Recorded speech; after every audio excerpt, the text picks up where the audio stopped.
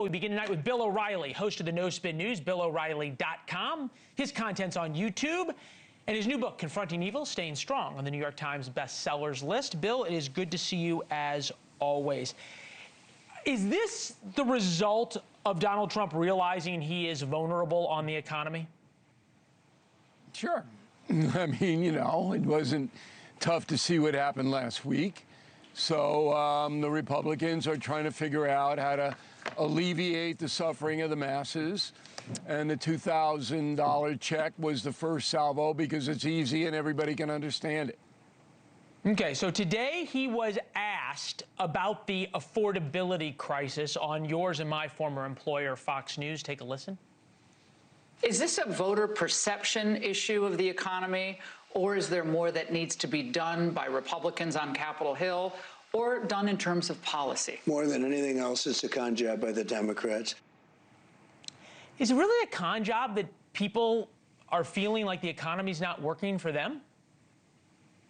No, I wouldn't say it's a con job, but for the Democratic Party to portray the American economy as in dire trouble, that's certainly a con job. Unemployment is fairly steady. I mean, most people who want a job can get one. Inflation isn't igniting.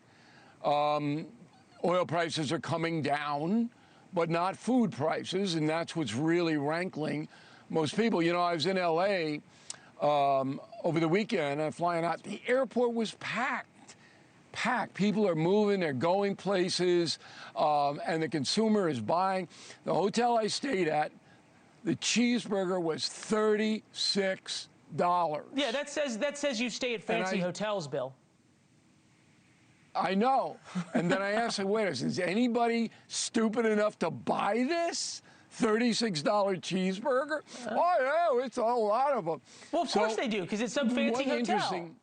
Yeah, but Bill, you said something important here. Yeah, I'm sure it was a nice hotel. You don't have to tell us where you stayed. But this is the point, though. You said something really important. You said the American economy, which you're right. The American economy is doing great. It's when people feel like their own personal economy is not doing all that great. So this is by the numbers. Worries over the government shutdown surged in early part of November, pushing consumer sentiment down 30% since January to its lowest point in more than 3 years and just off its worst level ever. You got to go back to the 1950s. 61% of Americans think Trump's policies have worsened economic conditions. 79% of independents disapprove of Trump's handling of the economy. Nobody cares what unemployment is. They care whether they got money left over at the end of the week and don't have to think about what groceries they can buy or not. And I think that Republicans, as I'm observing this, you and I are observers, are making the same mistake that Democrats did the last time around, because they wanted to talk about the stock market and unemployment numbers and on and on and on, rather than how people feel. Well, look, you can talk about how people feel all day long, doesn't solve the problem.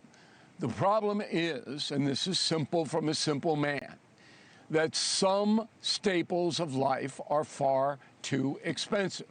Food, insurance. Housing. You want to insure your house or your car or your health.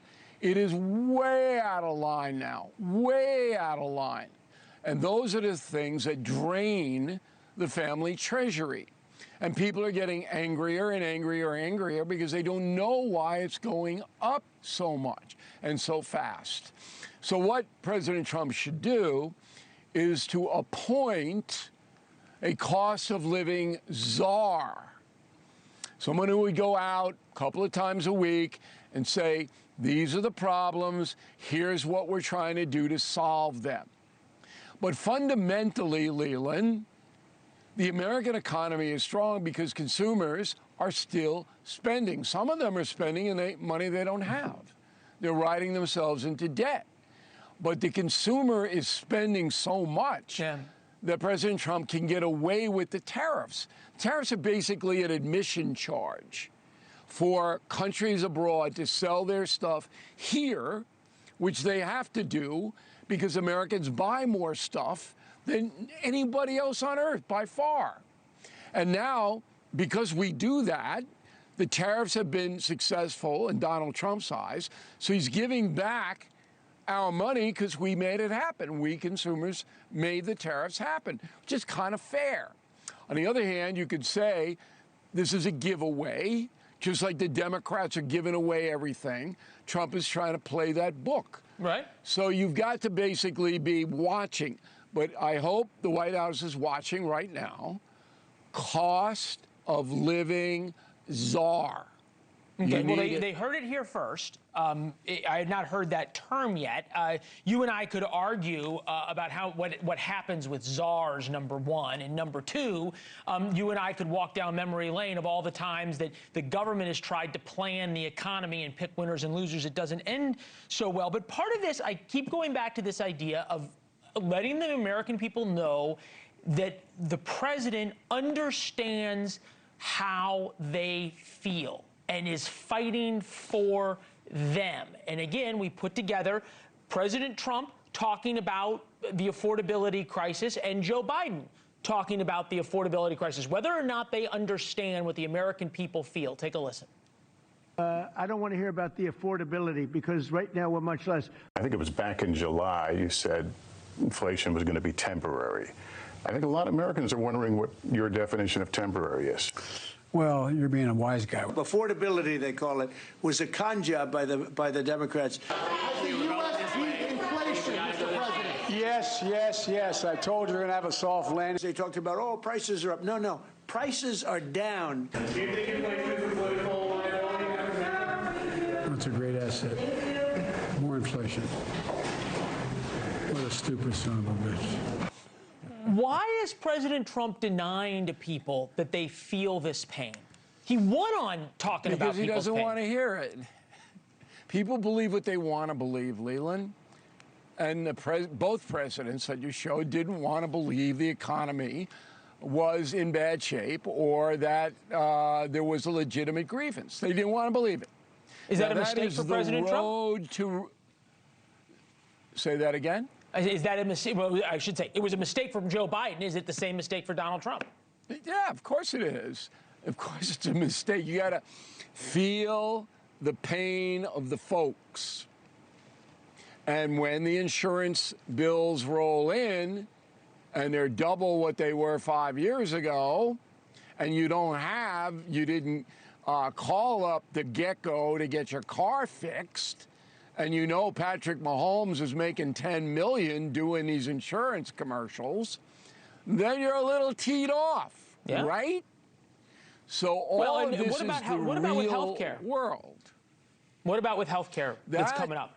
That is the most vexing problem in America today, because the Democratic Party wants the federal government to control the entire healthcare industry, just like Canada, which is a disaster, by the way, for Canadians. And the Republican Party has nothing to alleviate the high cost of healthcare insurance. So talk about one big mess. Yep. Which team are you going to side with? Both teams are ineffective and don't have any solution to the problem as we sit here tonight. Yeah, and one of the things that people care about the most and most affects every family. Every family's got to deal with it. You pointed that out on the No Spin News earlier. You mentioned you were out in Los Angeles, staying in fancy hotels, talking to fancy people like Bill Maher on HBO. Take a listen. Now you're into all this fringe garbage that Americans don't want. I think that's your posture. No, I wouldn't put it that way, but go ahead. Okay. But you might want to rethink, because that's a good way to put it. Well, I'm still on the air and you're not, but go ahead.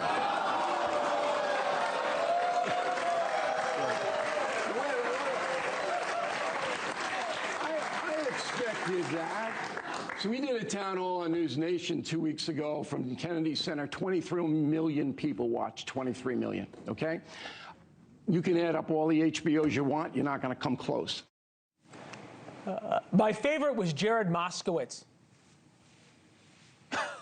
Yeah, I felt sorry for the congressman in between these two bloviators. I think my best line of the evening is when he was telling me about Gavin Newsom being so charismatic. I say, the only reason you're saying that is because you and Newsom have the same hair. You know, that slick back, kind of 50s Fonzie look. And so the audiences loved it. But the beauty of that exchange, and it was a long one, we have it posted on BillO'Reilly.com if you want to see it, is that most people are intimidated by Mr. Maher. He's an intimidating guy. He gets out there and he, you know, speaks his mind, which I like, but I'm not intimidated. No, you're not intimidated by anybody. It flies. Yeah, well, that's a good thing, right, Leland? It's a very good thing. Cuomo tried to intimidate me. He tried, but he couldn't do it, and so he has to grow a mustache to be disguised now, because he wasn't able to intimidate me, so now he doesn't want people to recognize him. That's a few leaps of logic, but I'm going to think about it later. Hearing you now, thinking about it later. I want to get you to this because we've got a special coming up. We're starting to do these. They're pretty good. I think this is the best one yet. America's Greatest Warriors. Tomorrow, after the show, I am being told that we do have the sound. Do we? No, we do not have the sound. Tomorrow, 10 p.m., 9 Central, so right after On Balance. I thought this was the best one, Bill. Not because of you, but because we went up to West Point and I got to spend the day with the head of the history department there, walking around the statues and talking about the generals you and I talked about. It was magical. Number one, on the No Spin News on BillO'Reilly.com, we did have the clips because we had Leland on today. So if you want to watch a preview, you go there. You can't even watch it on Leland's show. And number two, what I liked about your trip to West Point is that the historian that you spoke with disagreed with me. Mm-hmm. So we rank the generals all the way back to the Revolutionary War up to Afghanistan. You know who the historian agreed with me? Yeah. The biggest mouth in the world. I'm going, this general was good, this general wasn't so good. We picked the best general, I did anyway, and your guy disagrees with me. All of that is gold. By the way, Bill, yeah, the head of the history department at West Point didn't agree with you. He agreed with me. Just saying. He's a smart man then.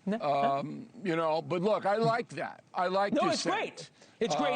And people are going to love the special tomorrow, and they're going to learn a lot too, which is always what happens when you and I get together on these. It's fantastic. Our best one yet. Bill, thank you. Thank you for watching. Subscribe below and download our NewsNation app right now on your phone, and you will get fact-based, unbiased news for all Americans.